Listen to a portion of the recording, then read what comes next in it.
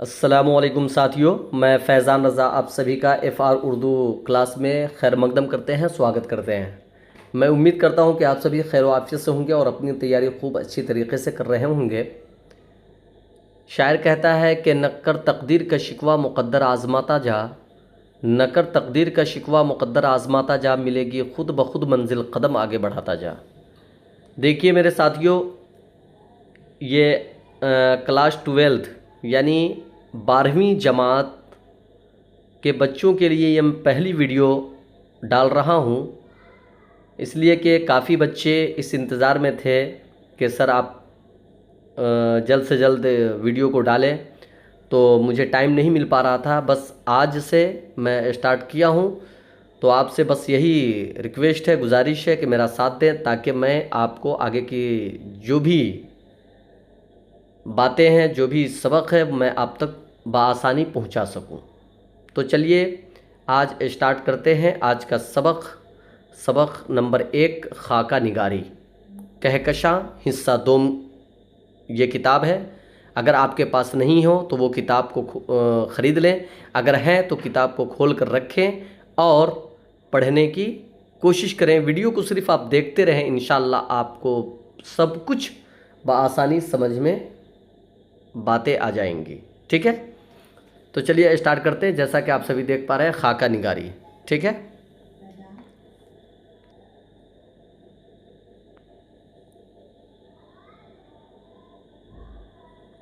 تو دیکھیے خاکہ نگاری کیا ہوتا ہے، خاکہ نگاری کسے کہتے ہیں، وہ سبھی آج ہم اس ویڈیو میں جاننے کی کوشش کریں گے۔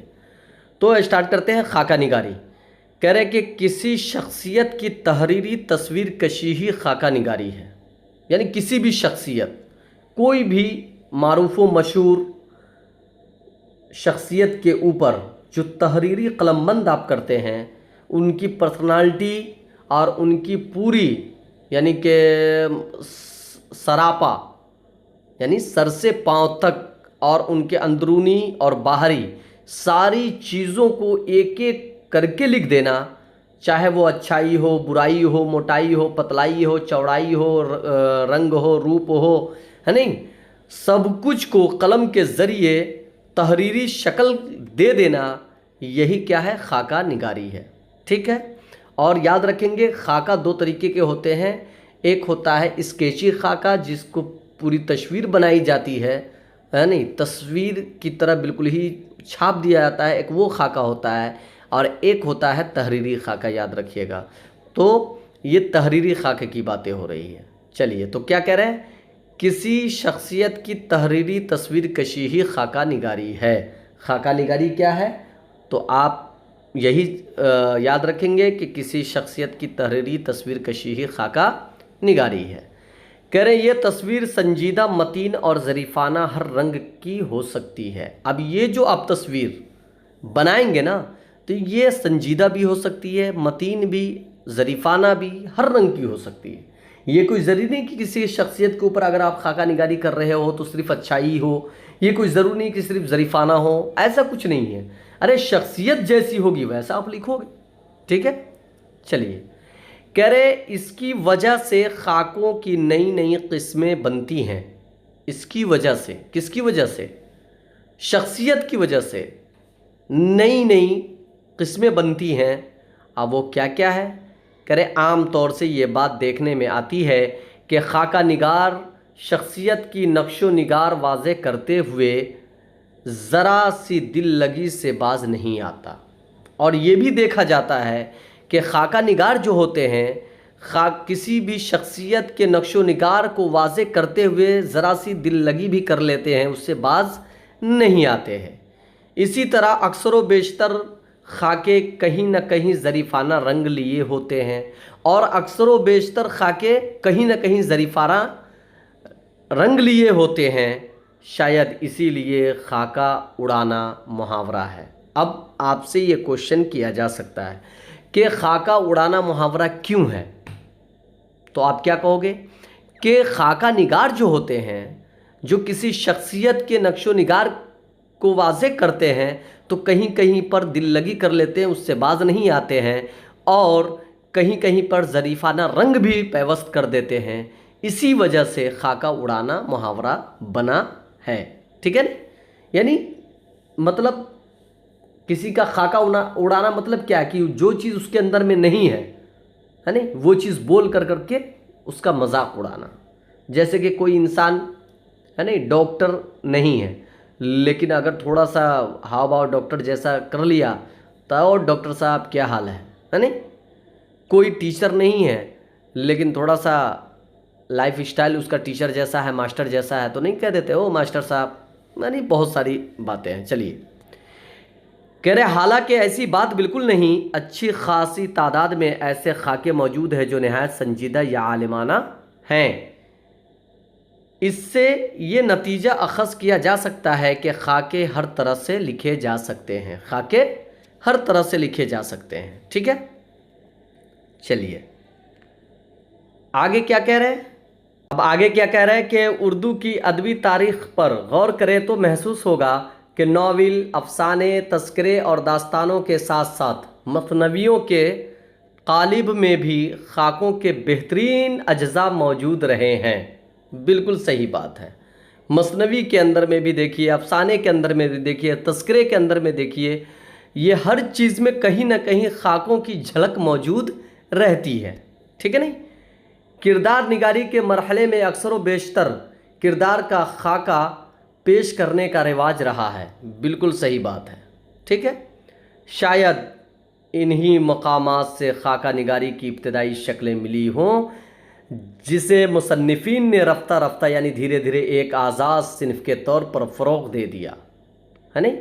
اب کہانیوں، ناولوں کے ساتھ ساتھ الگ سے بھی بھرپور تعداد میں خاکے دستیاب ہیں.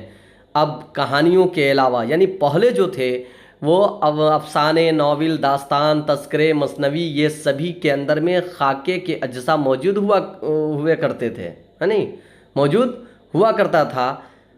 پہلے لوگ خاکے کو اس طریقے سے دیکھتے تھے، لیکن دھیرے دھیرے مصنفین نے کیا کر دیا، خاکے کو ایک آزاد صنف کے طور پر پیش کیا اور اس کی ایک الگ پہچان بن گئی. ٹھیک ہے، خاکوں میں بیک وقت خود نوشت، سواں، یادنگاری، انشائیہ اور افسانوں کے ساتھ ساتھ مضمون کے اجزاء شامل ہوتے ہیں. اب یہ پوائنٹ بہت ہی اہمیت کے حامل ہے. اگر اس پوائنٹ کے بارے میں پوچھ لیا جائے کہ بتاؤ کہ خاکوں میں بیک وقت کون کون سی چیزیں موجود ہوتی ہیں، کون کون سے اجزاء شامل ہوتے ہیں، تو آپ کیا کہو گے؟ خاکوں میں بیک وقت خود نوشت، سواں، یادنگاری، انشائیہ اور افسانوں کے ساتھ ساتھ مضمون کے اجزاء شامل ہوتے ہیں. اتنے سارے یعنی کہ صنف کے اجزاء شامل ہوتے ہیں. چلیے خاکہ نگار کہہ رہے کہ خاکہ نگار کا کمال یہ ہے کہ ان تمام اصناف کے دائرہ کار کو سمجھتے ہوئے، یہ صنف کی جمع اصناف ہے یاد رکھیں گے، دائرہ کار کو سمجھتے ہوئے اپنے خاکے کی حدیں متعین کرے. بہترین خاکہ وہی ہوگا. اب بہترین خاکہ اس کی خصوصیت بتا رہے ہیں.